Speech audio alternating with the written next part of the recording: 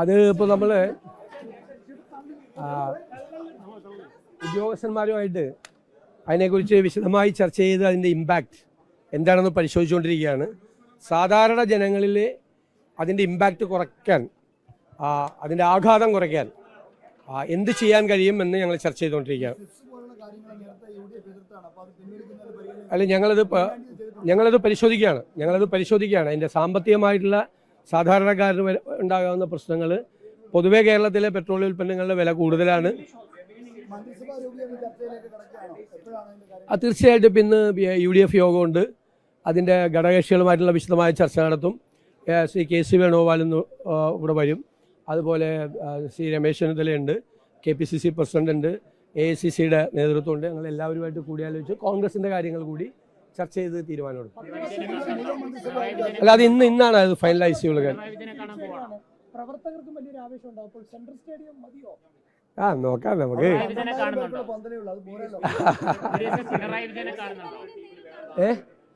അല്ല, ഞാനത് ഞങ്ങളെല്ലാവരും കൂടി ചർച്ച ചെയ്തുകൊണ്ടിരിക്കുകയാണ്.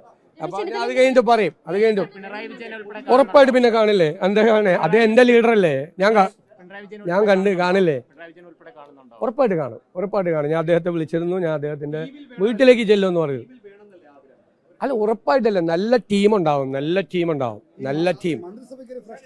ഞാൻ ഇന്നലെ നിങ്ങളോട് പറഞ്ഞു, ഒറ്റയ്ക്ക് ഒരാൾക്ക് ഒന്നും ചെയ്യാൻ പറ്റില്ല.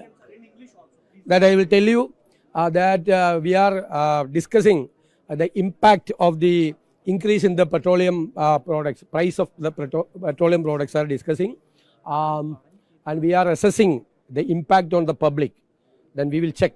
Then we will take a decision on that. നല്ലൊരു ടീം തന്നെയായിരിക്കും മന്ത്രിസഭയിൽ ഉണ്ടാവുക. ഡെഫിനറ്റ് ആയിട്ട് നല്ല ടീമായിരിക്കും. നോക്കാം നമുക്ക്. അവരുമൊക്കെ ആയിട്ട് ഞങ്ങൾ ചർച്ച ചെയ്തുകൊണ്ടിരിക്കുകയാണ്.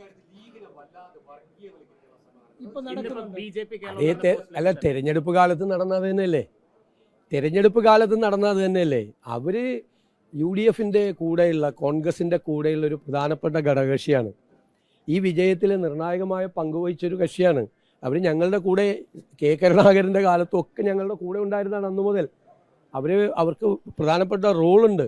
പക്ഷെ അവരെ ഒറ്റ തിരിഞ്ഞ് ആക്രമിക്കുന്നത് ഒരു വിദ്വേഷ ക്യാമ്പയിൻ കേരളത്തിൽ ഉണ്ടാക്കി ഒരു ഡിവൈഡ് ഉണ്ടാക്കാൻ വേണ്ടിയിട്ടാണ്. ഞാൻ നേരത്തെ ഒരു ചോദ്യം ചോദിച്ചിരുന്നു. കേരളത്തിൻ്റെ പൊതുസമൂഹത്തോട് എനിക്കുള്ളൊരു ചോദ്യമാണ്, ഇന്ത്യൻ യൂണിയൻ മുസ്ലിം ലീഗ് ദുർബലമായാൽ ആ സ്പേസ് ആരും കൊണ്ടുപോകും? വർഗീയ ശക്തികൾ കൊണ്ടുപോകും. അതിനെ തടുത്തു നിർത്തുന്ന ഒരു പൊളിറ്റിക്കൽ പാർട്ടി കൂടിയാണ് ഇന്ത്യൻ യൂണിയൻ മുസ്ലിം ലീഗ്. അത് ലീഗിനെ എതിർക്കുന്നവർ അത് മനസ്സിലാക്കണം. അതൊന്നും വെച്ചു പൊറിപ്പിക്കുന്ന പ്രശ്നമില്ല. അതിനോടൊന്നും ഒരു കോംപ്രമൈസ് ഇല്ല. വിദ്വേഷ പ്രചരണത്തിനെതിരായിട്ട് ഒരു കോംപ്രമൈസും ഇല്ല. സെക്യുലർ നിലപാടിന്, മതേതര നിലപാടിന് ഒരു കോംപ്രമൈസും ഇല്ല. തെരഞ്ഞെടുപ്പ് കാലത്ത് കോംപ്രമൈസ് ചെയ്തിട്ടില്ല, പിന്നെയാണ് ഇനി തെരഞ്ഞെടുപ്പ് കഴിഞ്ഞിട്ട് കോംപ്രമൈസ് ചെയ്യാൻ പോണ. ഒരു കോംപ്രമൈസും ഇല്ല. കേരളത്തെ ഭിന്നിപ്പിക്കാൻ സമ്മതിക്കില്ല. വരാനിരിക്കുന്ന തലമുറകൾ സൗഹാർദ്ദത്തോടു കൂടി, നമ്മുടെ മക്കളും കൊച്ചുമക്കളും സൗഹാർദ്ദത്തോടു കൂടി ജീവിക്കുന്ന ഒരു കേരളം, അത് തകർക്കാൻ ഒരു ശക്തിയെ സമ്മതിക്കില്ല. എന്തു വില കൊടുത്ത് അതിനെ എതിർക്കും. അല്ല, അവരത് പറയരുതെന്നാണ് എൻ്റെ വിനയപൂർവ്വമായ അഭ്യർത്ഥന. എന്നെ വ്യക്തിപരമായി എന്നെ ഇഷ്ടമില്ലെങ്കിൽ പറഞ്ഞു. എന്നോട് എല്ലാവർക്കും ഇഷ്ടം ഉണ്ടാവണമെന്നില്ല, അനിഷ്ടം ഉണ്ടാവും. ചിലപ്പോൾ എൻ്റെ സ്വഭാവം ഇഷ്ടമല്ലായിരിക്കും. ഞാനത് കറക്റ്റ് ചെയ്യാം. പക്ഷേ വർഗീയത പറയരുത്. ബിജെപിയുടെ ഔദ്യോഗിക പേജ് വന്നിരിക്കുന്നത് അങ്ങേ മുഖ്യമന്ത്രിയാക്കിയത് പാണക്കാട് എന്ന് പറഞ്ഞൊരു ചിത്രം ഉൾപ്പെടെയാണ്. BJPയുടെ പരിപാടി എന്താണ്? വിദ്വേഷ പ്രചരണമാണ്. ദേശീയ തലത്തിലും സംസ്ഥാന തലത്തിലും അത് ചെയ്തുകൊണ്ടിരിക്കുകയാണ്. വിദ്വേഷ പ്രചരണം നമ്മളെ ഭിന്നിപ്പിക്കാനാണ്. ഇപ്പം നിങ്ങളുടെ കൂട്ടത്തിൽ എത്ര മതവിഭാഗങ്ങളിൽപ്പെട്ട ആളുകളുണ്ട്?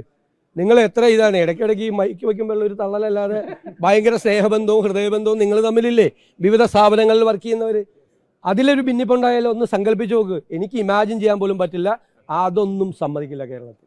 നമ്മൾ പറയില്ലേ, ഈ തെരഞ്ഞെടുപ്പിൻ്റെ പ്രഖ്യാപനം ഈ രാജ്യത്തോടുള്ള കേരളത്തിൻ്റെ പ്രഖ്യാപനമാണ്. ഞങ്ങളുടേത് മതേതര കേരളമാണെന്ന്. അതുമ്പോൾ ഒരു പോറൽ വീഴ്ത്താൻ സമ്മതിക്കില്ല.